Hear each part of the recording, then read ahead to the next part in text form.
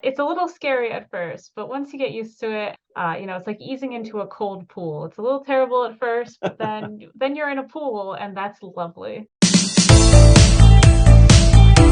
Hello and welcome to the Ryan Claytor Patreon podcast. Today I have with me a very special guest, Melissa J. Massey. And Melissa is a very talented person in many respects. Oh, Not only is she a comic creator who writes and illustrates her own work, but she is also a tech maven who knows what to do with things like Google Analytics, because I sure don't, but I would like to learn. So we're going to do double duty here today on this episode of the Ryan Claytor Patreon podcast. If you are joining us outside of Patreon land for some reason or another, you can find this and many other resources from me at patreon.com/Ryan Claytor. That's RyanClaytor. All right, so let's get started. MJ, welcome. How the heck are you? I'm doing good. I'm doing good. Of course, crazy getting this Kickstarter together, but yeah, can't complain otherwise. Awesome. Awesome. Can you, well, first, before we start, I've heard you go by Melissa. I've heard you go by MJ. Can you tell me what you would prefer? And I know I always am so thrown off thinking about it because I've never really thought about how I'd like to go. Jay's not even my real middle initial. This is a name I started using in college because Melissa Massey didn't feel commanding enough to me as an artist. I wanted a cool artist name, but I don't like my middle name. hmm, So I started using the J actually in honor of my grandfather because he hmm. was Joseph J. Massey. So I started using the J because of him. Oh, interesting. I never knew that. Yeah, Uh, so anything. I always tell people when they ask, is it Melissa? Is it MJ? I'm like, I didn't think anyone was gonna start calling me MJ, but so I always leave it up to the person speaking what okay. they prefer to use. All right. Well, we'll see what comes out over the course of this interview then. Um, so I really want to talk about your upcoming comic book, Black Ball #4. So there are 3 issues that precede it. So we're kind of coming in midstream, so to speak. But in your upcoming campaign, whether folks are familiar with Black Ball or coming on for the first time, they've got a chance to catch up. Is that correct? Absolutely. You could get all 3 issues. Actually, we have to reprint issue 2. I'm out of issue 2s. So another great reason to be having this Kickstarter. But you can totally catch up from the beginning. These are what the books look like. They're manga size, and issue 3 is a double issue. So this one's 60 pages, and then the other issues tend to be between 32 and 36. So issue 4 is another 33 pager. So Nice. a nice chunk of comics for your Yeah. bookshelf. Yeah. So before we bury the lead here, Black Ball is a magical murder mystery comic set in sort of like an alternate 1920s New York reality where not only is alcohol prohibited, but so is magic. Am I The getting the worst pitch? timeline. Yes, absolutely. You got it. It's All the right. worst timeline ever. So tell us a little bit more about the Black Ball universe. What do you want new and potential readers to know about this universe?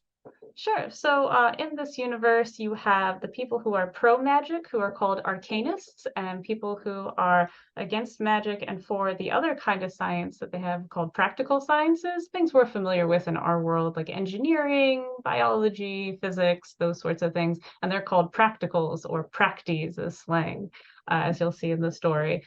So, there's this kind of underlying tension of the arcanists versus the practicals and who's right and on top of that, also, you have some practicals who are pro alcohol, some who are teetotalers, and you also have some arcanists who are go the same way. Some of them are, again, they're rum runners, in addition to being spell slingers, but some of them are also against alcohol too. So you have there's just this extra added, like, who's on what side, what's happening kind of division in society anymore these days.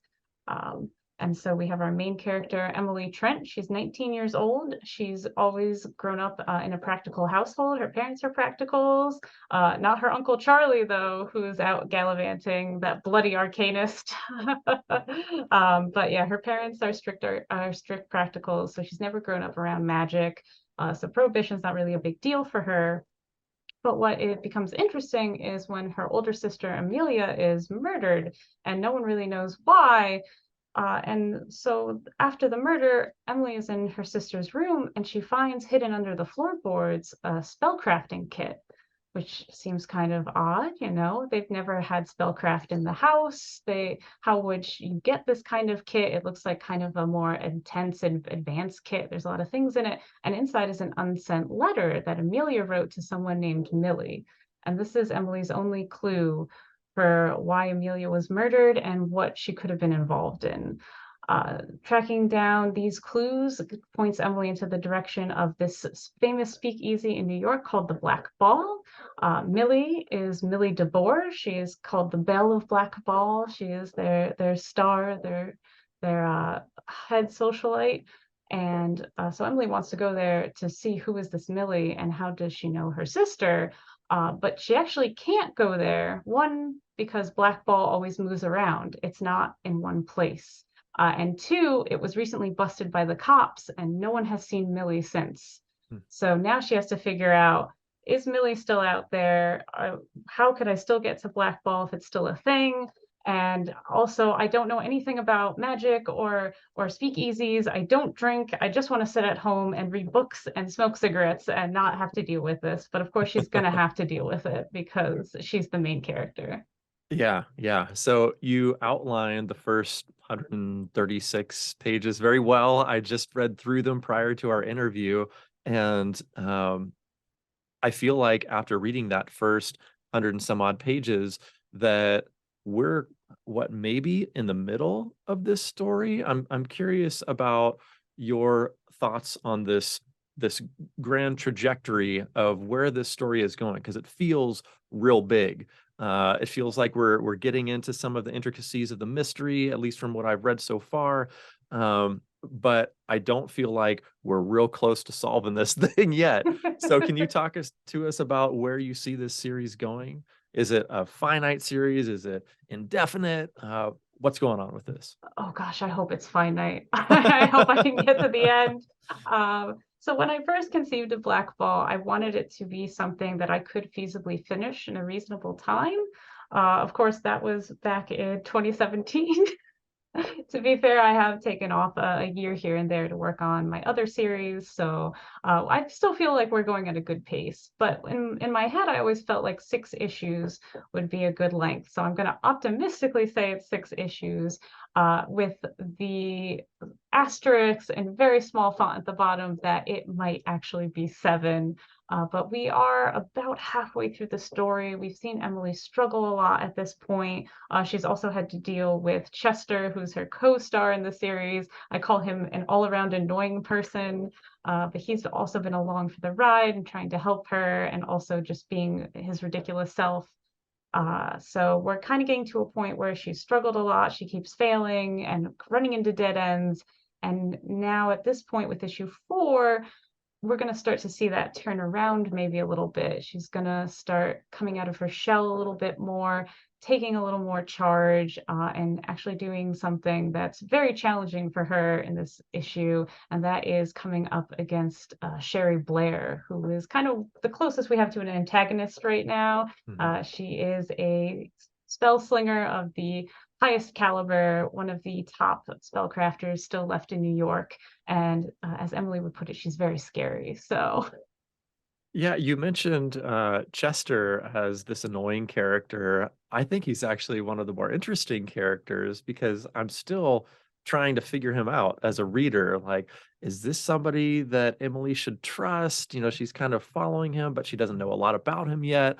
So I thought that interplay between those two characters was pretty interesting, especially when you see I hope I'm not giving things away. You can tell me to edit this if you want. But when you see Chester start interacting with Sherry and how he is no longer the sort of gregarious, bravado-filled Chester that we've seen all along, but he's sort of goes into this relationship with Sherry with his tail between his legs and comes out pretty affected by whatever happened.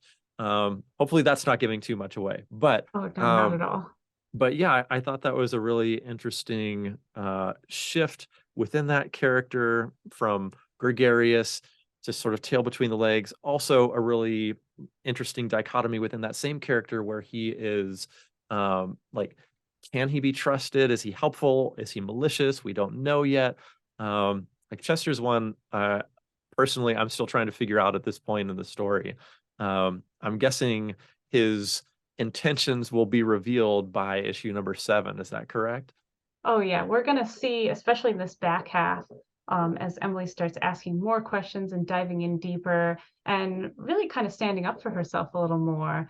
We saw at the end of issue 3 where she was like, "Oh yeah, I really don't know this person, right? Like we just met like a couple days ago. Yeah. And he just threw me to his bookie. Like he's taking me all over. I don't know what's happening. He's friends with my friend, and my friend says he's cool, but so we're going to start Tossed to me in a see magical fighting ring. right, right, crazy things. So definitely with the back half and kind of starting with issue 4, we're going to kind of see, who is Chester? What is he trying to do? And what actions will he take in the story? And eventually we're going to start to see more and more how he's maybe even a little more connected into the whole plot than we thought he was at first. Maybe than Mm, he thought he was at first. interesting. Very cool. So this is like a very seemingly intricately crafted storyline. There's lots of it's a mystery. There's lots of possibilities where different paths could lead. How long have you been thinking about this? I know you've been creating pages since 2018. It's, at least that's what the timestamps I saw on the Black Ball website. And now in 2023, you're releasing Black Ball number 4. So, about an issue a year. That's not a shame. An acknowledgement that you're also producing Alchemist of Aurelia, another comic book series, in addition to other work like Not So Fair Tales. You have Yes. a story in here as well. Yes, there was this period of time where all my friends were running anthologies and kept asking me to be in them. Okay, Yeah, but cool. that was a real fun one. I loved doing Not So Fair Tales. So just to come back to all this, if you're starting pages, if you're starting to release illustrated pages in 2018, how long before that are you conceiving of this grand story? And did you have the entire thing mapped out before you started drawing? Um, So back then, I had a slightly different approach to how I was doing comics. I planned for this to just be a web comic. It was just going to come out page at a time, and then at the end, I'd collect it all. And I did have, when I'm going to approach a story and start drawing it, I have a method of, all right, I need the main character, I need the conflict, I need the beginning, and I need what the climax is. And then as a bonus, if I have the ending after the climax, the kind of epilogue. And that's when I know I kind of have all the pieces to pursue this seriously. So I had all that for Black Ball. And then I was like, all right, let's go, let's do this. And I just kind of started going. I knew who the murderer was going to be. I knew pretty much how the murder was going to go down. And I knew that kind of last scene, what was going to happen, that epilogue. And I knew basically the characters that we see today. But I didn't have all the middle steps plotted out, which when I got to the end of issue 3, I was like, I might want to figure out where this is going to go next, because I wanted to still keep it tight. I didn't want to keep expanding out endlessly and bringing in too much. It's like, all right, let's narrow back the focus. So what I did actually, so I was away from Black Ball for a little bit. I was doing my other series, The Alchemist of Aurelia, which started as a pilot concept, and then people asked for the next issue, and I was like, oh. So I had to write that whole story, and I worked with a friend of mine who became my story editor, and she introduced me to her methods for plotting. So I use a combination of Save the Cat, which I have the Save the Cat Writes a Novel. I know some people use the screenplay one. So I use a combination of that and this other book called Romancing the Beat, which is really about how to write romance books, but is really great for writing character motivation and any kind of relationship. So platonic, familial, any of those kinds of things. So I use those together. I plotted out all of Alchemist of Aurelia, and I was like, this is great because I know exactly what's going to happen in each issue now. It'd be great if Black Bull was like that too. And then I started plotting out the rest of Black Ball. So it was helpful that I had that first part. And now I have, as of this recording, I do have the full second half all figured out. I know what's going down in this. I hope I know what's going down in issue 4. But 5, I pretty much have almost fully outlined at this point.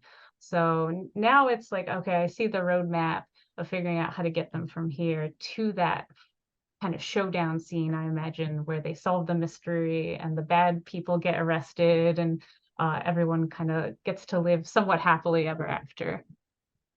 Now, you've got a handful of pages of issue 4 up on welcometoblackball.com, but you've got more up on your Patreon page, which you are welcome to plug here if you like. Yeah, that's patreon.com/MJ Massey, I believe is that one. I always get confused which one it is. Okay. So this is all leading to my question of, are you done illustrating Black Ball 4, or are you still working on pages as the Kickstarter is happening or after the Kickstarter is complete?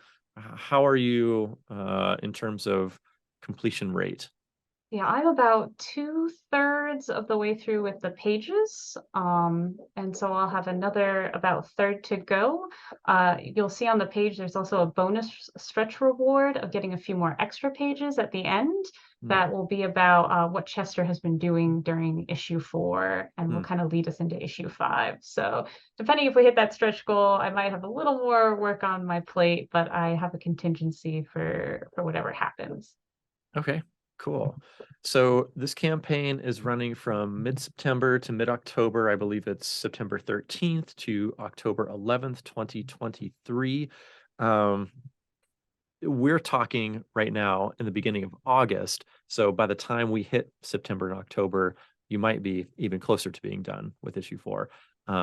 Is that a possibility? Are you still working on pages, or are you solely focused on developing the Kickstarter right now? Because I know that's a lot of work too. Yeah, the Kickstarter has definitely taken the main focus at this point, but as I'm finishing getting the materials together, I do plan to go back and keep working on the pages and maybe even do some live streams during the campaign showing what work on the pages so you can see what you're getting in the book. And yeah, keeping that ball moving. Great, great. Um, one thing I wanted to talk to you about with regard to Black Ball, and I'm going to share my screen right now because I feel like this deserves sharing, is the color. So Yes. you have a really interesting approach to color in Black Ball. And uh, first off, I'd like to you to talk to us in terms of process, like what materials you're using, and then in terms of color theory, because of this interesting approach where you're kind of using duotones to set a mood, but those duotones shift pretty frequently throughout the story, and occasionally you'll even give way to like a full color spectrum. Sometimes even within a duotone sequence. So here is a page from Black Ball, and we have this purple and sort of green or tealish color along with the black line art. So I'm calling purple and teal duotone. I guess that's not right. It's more of a tritone with black thrown in there. So on this same page, we also have more of a full color spectrum in one of these panels. If we cruise over to the next page, we can see that happening as well, fading back into the teal and purple. But then we have a singular panel of sort of monochrome red, black and white and red. So I mentioned all this to say, uh, why don't we start with first, what are you using to make this? It looks very analog. It looks very organic, like you're using colored markers, maybe, or maybe a mix of materials. Can you talk to us about first your materials and then your color theory approach to why you're laying down the particular colors that you are? Certainly. Yeah, I'm mostly a traditional artist. I only just started doing digital, but black ball is still all traditionally done by hand. So I use Bristol board. I ink with Copic multiliners and some other ink pens I have on hand. And then for the colors, I'm actually using mostly Copic markers, some other brands that I have on hand as well to get the effect. This is a style of coloring I've been developing for a long time. And then for why I decided to do these limited palettes. Actually, the series I was doing before this, I did in full color and I was coloring by hand, and it took a very long time and I Mm, was very tired. So when I was approaching Black Ball, I was like, I don't think I could do another full color series. I don't think I have the time. mm, What if I could use the colors and one, make it a little easier on myself, but two, also use it to help tell the story. mm, So that gave me the idea of the opposition of worlds, that daytime world or where Emily's at home and she's in that practical world. The colors are more dull. Sometimes there's lots of gray scale scenes for like really depressing, sad things. Regular things, this teal and purple, it's a little more neutral but still kind of like a downer. It's not quite chipper and happy. Red is usually used for danger or action, or in this case, you have the rest of the room kind of laughing at Emily because she's had this outburst, so it's kind of like threatening in a way. Bright colors are used for nighttime, for being in the speakeasies. We saw the one page with the flashback of what the black ball looks like. It's bright purple and blues, and it's very exciting. Flashbacks are done in sepia tones to look like old photographs. I'm trying to think. It's sometimes it's just kind of feeling out, all right, what is the mood of this scene? What is the scene demanding of it? Sometimes, I use a lot of those dark emerald green tones. That's also like a dark place, somewhere that's a little more mysterious. Maybe there's an underlying of danger, but not so much so that it calls for red. Yellows and oranges are for excitement, for a lot of activity or action. And then we're also going to see some purples coming up in issue 4, these deep, rich purples that'll be in one of the speakeasies. mm. Interesting. So do you find that limiting yourself to a couple colors mostly really helps you move along on the pages rather than having to go and select many different colors of markers?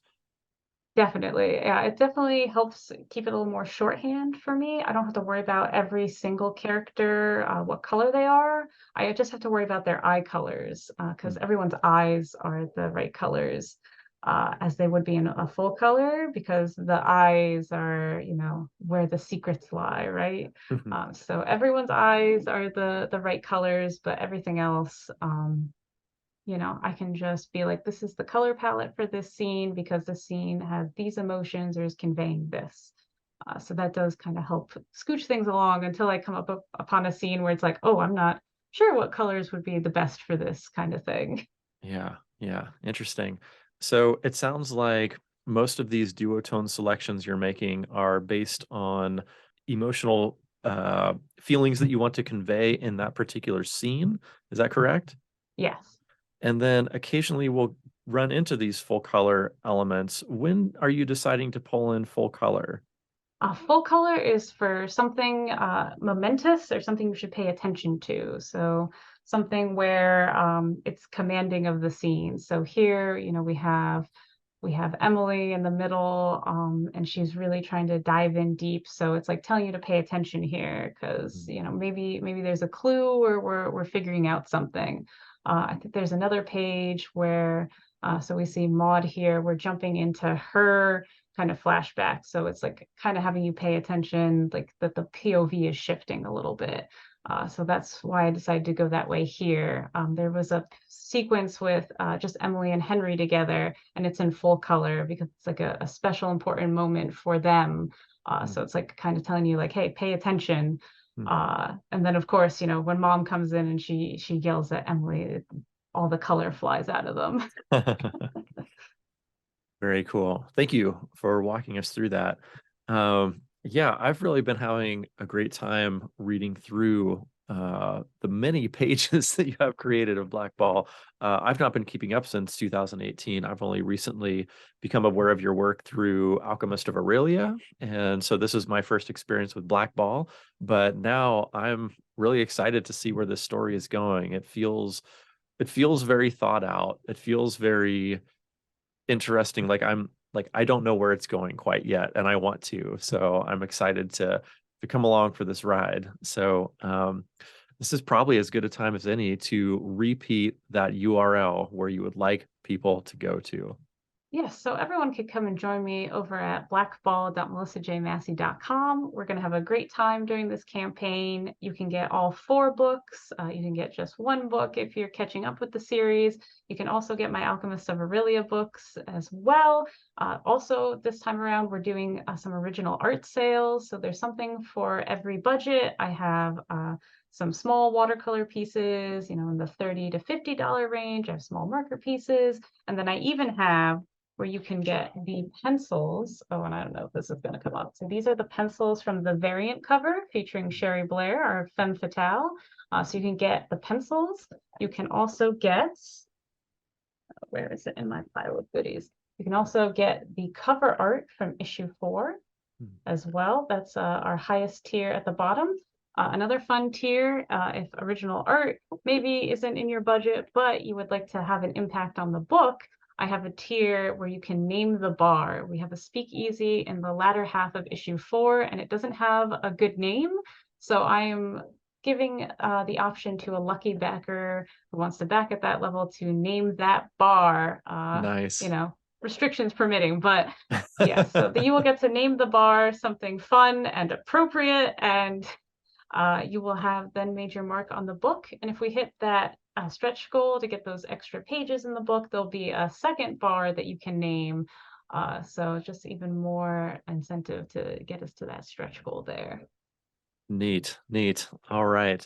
Very well themed goals. I'm sorry, reward tiers that you have available for potential backers. I hope folks will head over there and take a look. It's happening right now as this is released, mid-September to mid-October. Let me check those dates. September 13th to October 11th, 2023. So, MJ, thank you so much for telling us about Black Ball. And why don't we take a second to transition into our talk about some more technical points with regard to Kickstarter campaigns. Namely, we are going to show our audience how to integrate the new Google Analytics 4 into their campaign. This is for creators of Kickstarter campaigns, into their campaign, their Kickstarter campaign, so that they can track who's coming to their page, where they're coming from, and all sorts of different stuff. All right. Yeah, sounds good. I'm going to put on my digital marketing hat for this conversation. Nice. All right, here we go.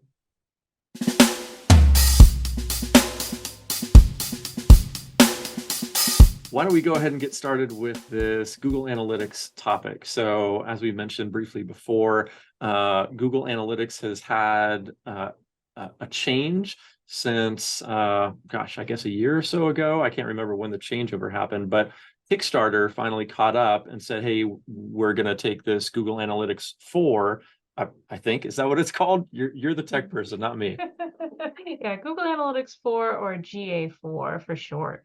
Okay. So now that Kickstarter is allowing Google Analytics 4 to be tacked on to campaigns so that we as creators can track who's coming to our page, I would like to know how to do that. And I'm thinking that a bunch of other people might want to know how to do that too. And if they are like me, frightened of such things, I'm hoping that maybe you can help us through our fears. Maybe it's not as fearful as we think it might be, scary as we think it might be. But what do you think, MJ? Are you willing to talk us through this? Absolutely. And yeah, it's a little scary at first, but once you get used to it, and for what we're going to start with today, It's like easing into a cold pool. It's a little terrible at first, but then you're in a pool, and that's lovely. Great. So ease us into this summer swimming pool. You've got full reign over screen sharing if you want it to happen. Also, this will be broadcast not only via video, but also audio. So I might chime in and say, well, this is what we're looking at now, audio listeners, so they can sort of follow along. We'll see how Sure that thing. works I'll out. try to also paint a word picture as Okay. I'm going through. Sounds great. All right, so I'm gonna start. Okay, and just ignore that little red alert at the top. Don't worry about that. I'm fixing that. But Okay. so Google Analytics 4, it is Google's new tracking analytics software. They say it's more in depth, that you can get better overviews. It's also more private. People have to opt in to share their data with analytics. So if that's something you're concerned about, they've got you covered there. The difference between the new GA4 numbers and the older, what they call universal analytics numbers, you're going to look at the number it'll give you of your account. If it starts with a G, it's a GA4 number. If it starts with UA at the start of that number, it is the old style number. So we can see here, I've opened a menu at the top of my screen that shows me all my accounts and the properties within each of those accounts. So you can see here, I have two sets of properties within this Blackball account for all of my things Blackball related. So the first two are for my website. I have the old UA number that I then transferred over into a GA4 number. And you can see here, they don't technically start with the G within the analytics platform, but when you go to add it, say if you were going to add it into your WordPress or such, there would be a G prefix at the beginning. So you can see here that this is my GA4 tracking for my website. And then for my Kickstarter landing page, I have also set up a GA4 number here. So when you would select one of your properties to view, you get your lovely home screen, and it's going to show you a lot of useful information. Some of this, if you've used Universal Analytics, the old version, is going to be very familiar. So we have this lovely chart right here under where it says home. And this shows a view of the last 7 days, but there is a little drop down in the lower corner where you can see different periods of time. So we can see the last 28 days. And I think if I go last 90, yeah, there's going to be a little bit of a stop because I hadn't set up the Google Analytics 4 number there. So I'll go back to the 28-day view. So, and it shows you at the top, it shows you your total number of users, and then it shows you new users. So the difference here, users accounts for all users who have ever come to your site in this time period ever, and then new users is people who have come for the first time.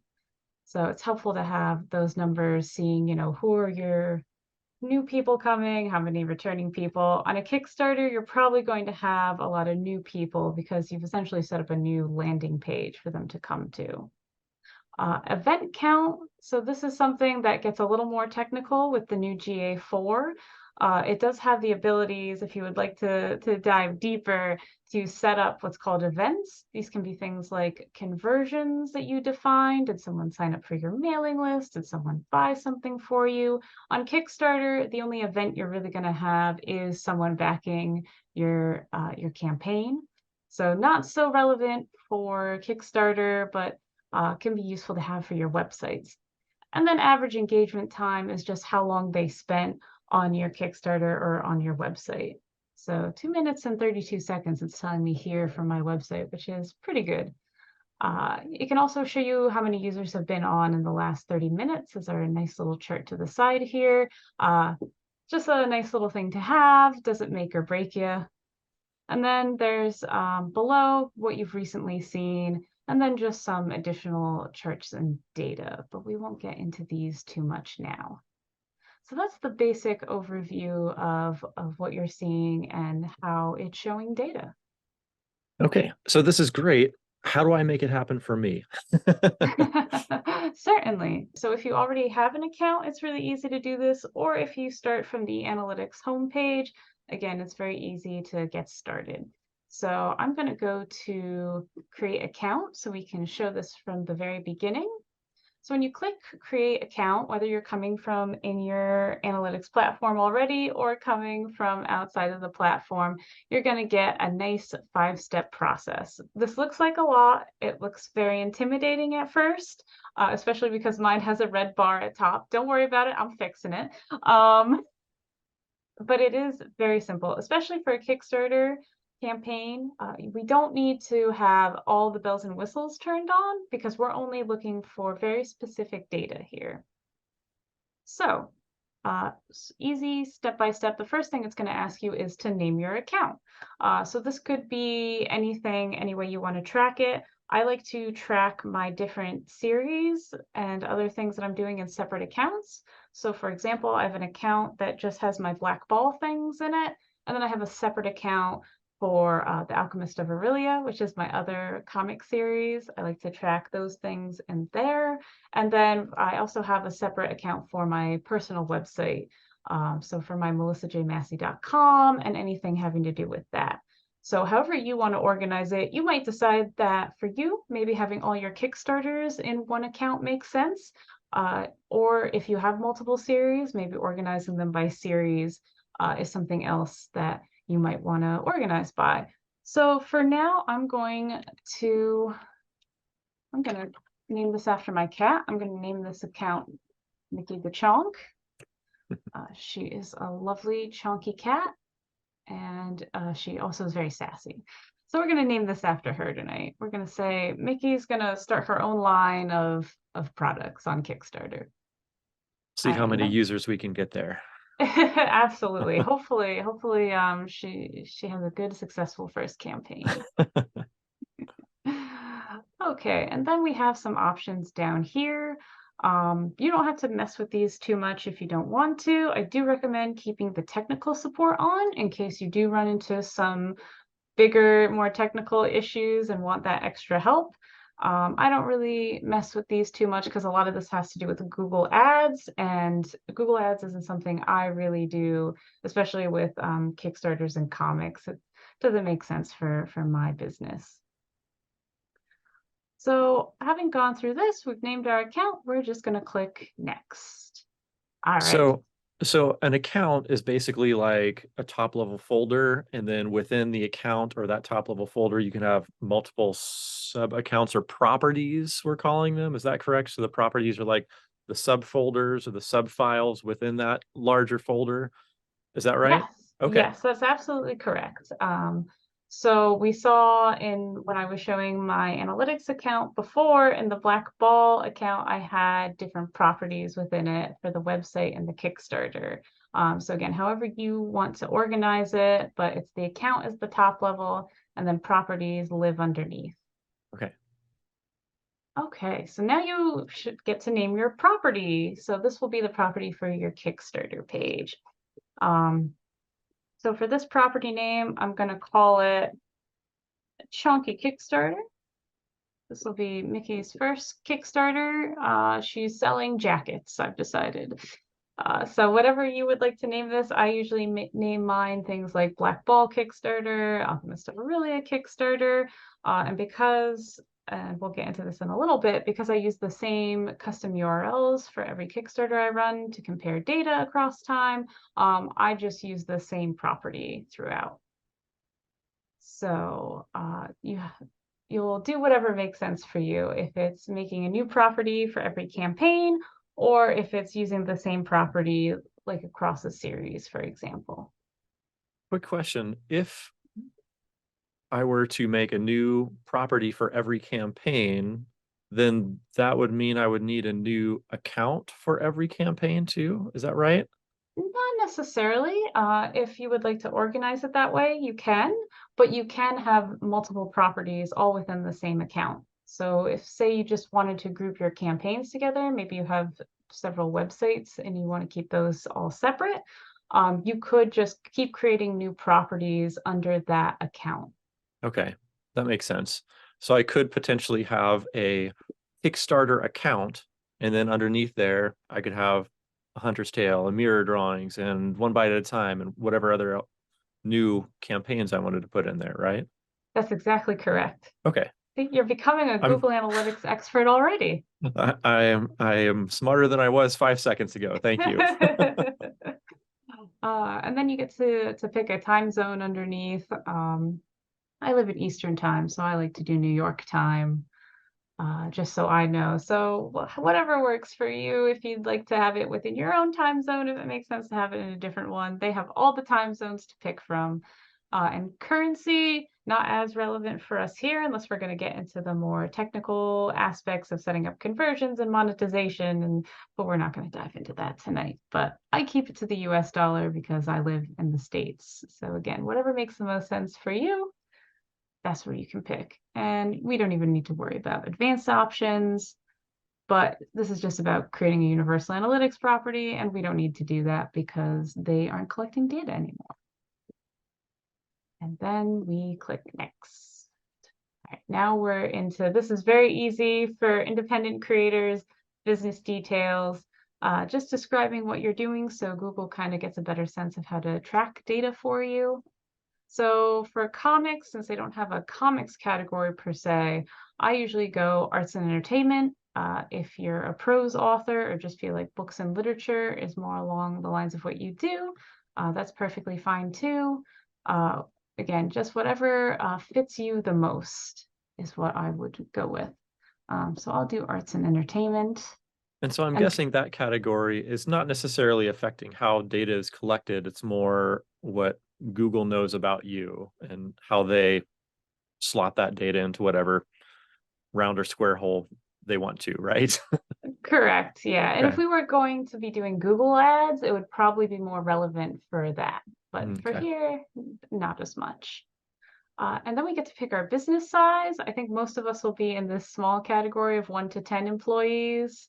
If any of us out there do have an 11 to 100 size independent comics business, I want to know about it, you Right. know? Or if it's large or very large, like what's your secret? Yeah, somebody needs to write a book on that. I'd back that Kickstarter. Absolutely. Yeah, I'd be there on day one. All right. So this step 3 was pretty easy. So now we go into our business objectives. So again, this looks a little scary, but honestly, for our purposes tonight, get baseline reports where we get multiple types of reports is going to serve our needs. If we were doing something more specialized, if we were doing like an online store and we'd want to be driving online sales to see who's purchasing what and why and when, then that would make more sense for us. But in this case, getting baseline reports will do the job. Just out of curiosity, could Mhm. this potentially be used to track? I was going to ask if it could be used to track like which type of rewards people are getting, but I guess you don't need to track that because Kickstarter already tracks it for you, right? I'm Yeah, curious if any of that would be useful for Kickstarter if it's just for like your online store. yeah, that's actually something I'm looking to experiment with the ability to set up conversion events and being able to track those individual tiers, if that's something that we can do on Kickstarter. But I don't have a clear answer on that as of yet because I haven't gotten to poke around with it. I Okay. I think it could be done, uh, but again, it might be a little overkill because we can see on Kickstarter, uh, who's backing which tier. But I don't think it's out of the realm of possibility just from what I've been seeing in my research. Okay, and then you get the lovely terms of service agreement. I've already read it, so I will accept. Okay, so now we get to the last step, step 5, data collection. And again, this seems a little scary. What's a data stream? What's going on? It's actually very straightforward. So what GA4 does now is that it can more specially track things in on the web as opposed to things on different kinds of apps because we interact with apps a little differently on our phones and how they work and talk to the internet. It's all a little different. We don't have to get into the apps, thankfully, because we're still a website when we're on Kickstarter. So we would just pick web here. Does it Uh, matter that there is a Kickstarter app, will that then not track Kickstarter app analytics? Oh, that's a good question. I still think it should, but because I'm unfamiliar with the Kickstarter app, I haven't really dove into it and poked around with it. I can't say for certain. Um, I don't know. Ryan, are you on the app? Do you find that your backers from the app are counted as a separate audience from backers on the website version? I don't think in the Kickstarter dashboard it tracks those differently, does it? I have not seen it on the Kickstarter dashboard. I downloaded the app several months, a year or something ago, and I Mhm. was honestly pretty disappointed with the functionality of the app. I felt like I was able to view a Kickstarter page on a mobile browser much better than I was able to view it on the app. And so I uninstalled it pretty quickly and haven't looked back since. But Kickstarter's been making a lot of changes recently, and so maybe that's something they're either looking into or have already changed, and I just don't know about it. So long story short, haven't used it in several months, a year or so, and I don't have any more information than you do. Sorry. That's all right. Yeah, I've never used it. I've actually kind of forgot it was a thing, and then I'm like, oh yes, I guess that is a thing, isn't it? Yeah. But yeah, so in the future, if we find that the app is getting an uptick in use, we may then want to set up additional properties and data streams that would be tracking in those app streams, whether it was iOS or Android. Makes Okay. sense. All right. So now we're to the fun and very important part of defining what the website URL is. So you have two options of how you would like to handle this.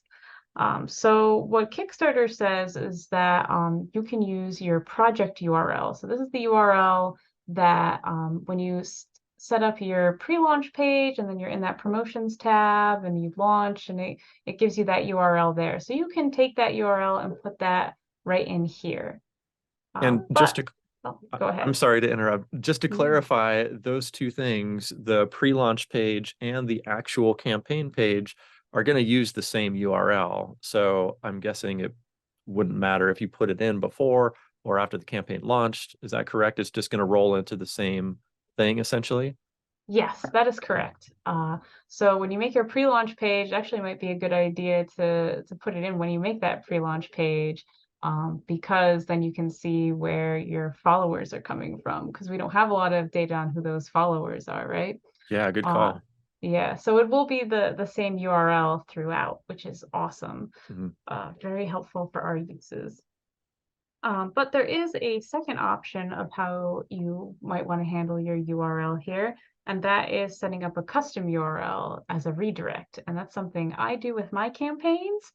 I like to have that URL that as one looks attractive, is easy to say and to direct people to. They can remember it, just type it in and go to your campaign at any time. The other reason I like it is I kind of mentioned before, I just use the same URL then for each issue in the series.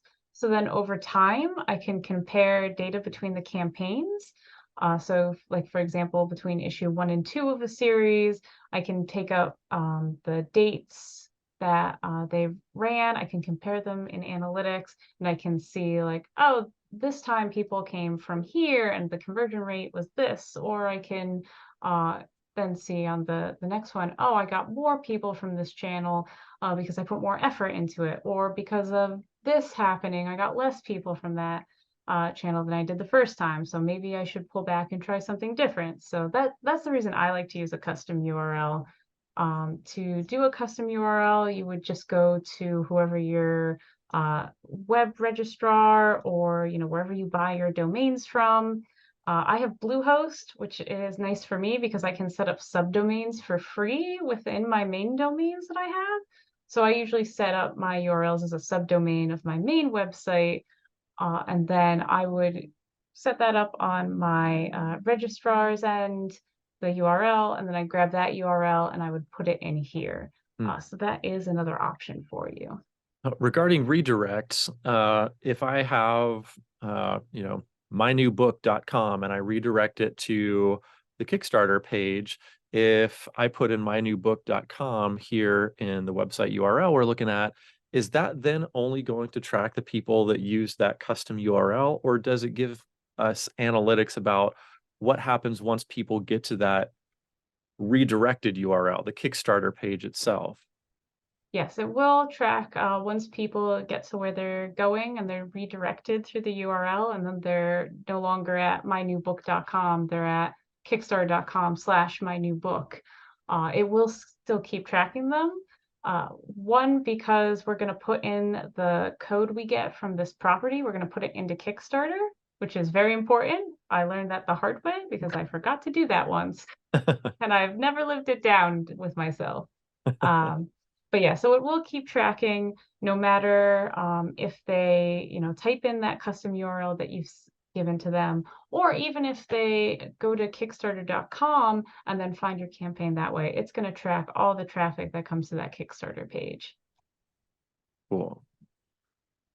Excellent. So I'm just going to type in here, because this is a test, I'm just going to type in my main website name, but we're going to pretend this is a Kickstarter URL or that it's a custom URL that we've set up. And then we get to name the stream. This is just, for your own reference, so it can be anything that'll help you remember what it is. I'm going to call this Mickey. So is the stream different from the property then? The stream is part of the property, so it's almost like another step down. And this is how data is going to be imported into that property, which lives within your account, which is the top level.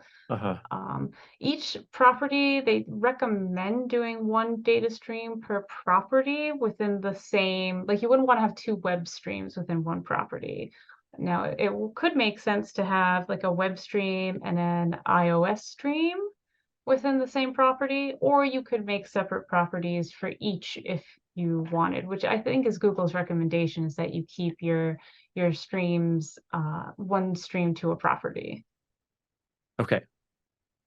So it's almost more like just half a step down. It's not a full step, which is kind of weird. We didn't have to do this before. So I saw this for the first time, like, what, the streams? What is this? I just got used to streaming on Netflix,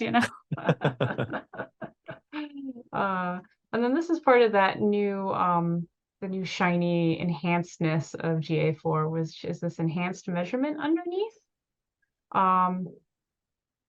So you can turn this on or off. It'll work fine either way, but if you wanted to track, say, scrolling, how many people scroll down your page, site search wouldn't really help us here. But video engagement for that Kickstarter video, it'll track that. And there's like a couple other things here that, again, might not be so useful for a Kickstarter campaign, but could be quite useful for a website or an online store. So if you have this enhanced measurement toggled on, then it automatically tracks all that stuff that it's showing you there: page views, scrolls, video engagement, etc. Yes, and you can unselect these, I think. Or no, it just gives you all of them. Okay. Yeah, so you get all of them just automatically. And if this is just, you don't want to deal with all this, it is also perfectly fine to turn it off. You will still get data. You just won't get this granular view. I just leave them on just in case. It never hurts to have a little more data. And then when we're happy with all of our settings here, we just click on Create Stream.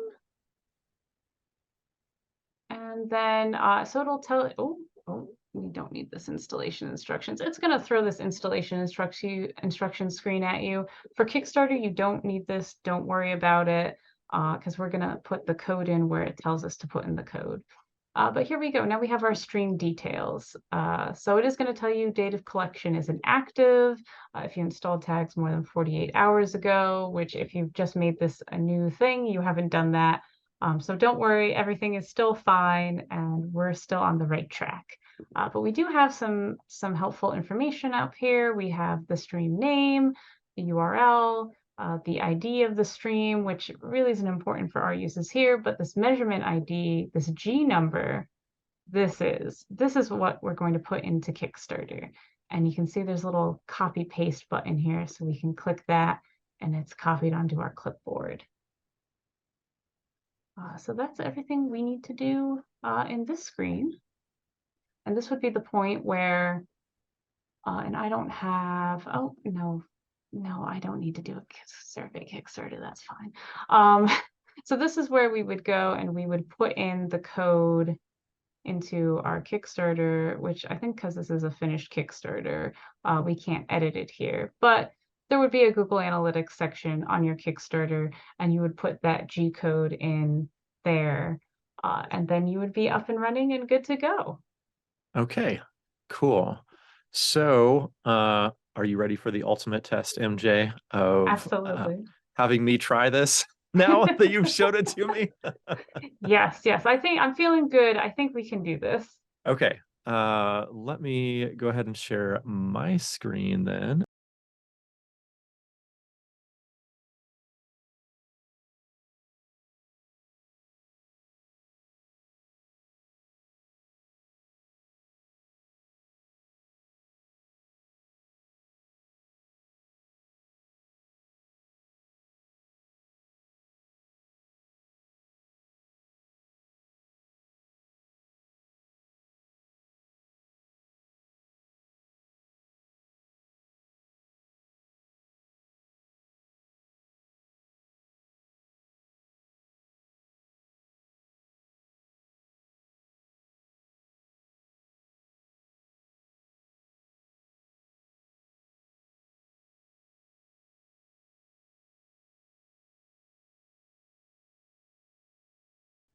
All right, so I have logged into my Google Analytics and I'm going to try to do the things that you did so that I can make this happen on my upcoming campaign. So if I remember correctly, we start down here at the admin.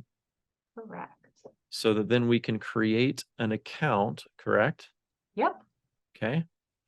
And then it's taking me through these 5 steps. So my new account name is going to be One Bite at a Time. A book I'm Art very excited for. book. Thank you. Me too. Okay, so there's my account name. Let's see. You said I didn't have to mess around with this stuff too much, so I'm going to go ahead and press next. Property creation. Okay, within that One Bite at a Time art book, I'm going to call this property One Bite at a Time Kickstarter. Mm-hmm. I'm in the US. I am in Detroit, New York time, US dollar. Sounds good. Next. Business details, arts and entertainment. I am very small. And then business objectives. Get those baseline reports. Yes. Yeah. Okay. We totally read this. And then start collecting data, choose a platform. We want web. And here we are going to put, yoink, my project URL, which is that. So I copied and now I am pasting. Is this gonna take away the HTTPS? No, it's not. So Oh yeah, just get there we that guy go. out of there. So my stream name, this part breaks my brain just a little bit. I know you said this is like a half step down in terms of hierarchy, but I don't know what that means. So Yeah, it is kind of strange, right? Because it's a separate thing, but also very much linked to the property. I'm still also kind of trying to wrap my head around it. Like, what is this? maybe One Bite at a Time stream. So that's called something different. Enhanced measurements. Yeah, I want those things. I want to know about video engagement and other stuff. Create stream. All right, it did it. So here is my whoop. Oh yeah, don't worry about this installation instruction screen. This would be if this was for a WordPress site or other CMS that I can't think of. I was going to say Joomla, but I'm not sure that's around anymore. So okay.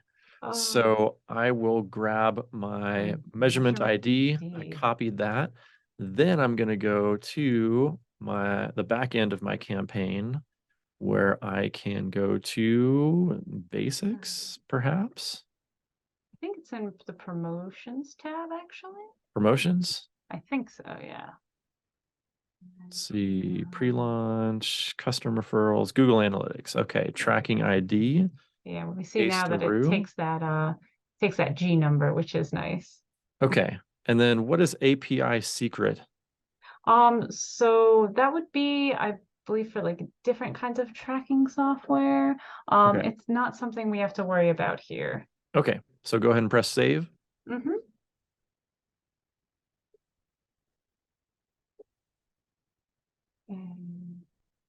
And I guess that did it. I guess I did it.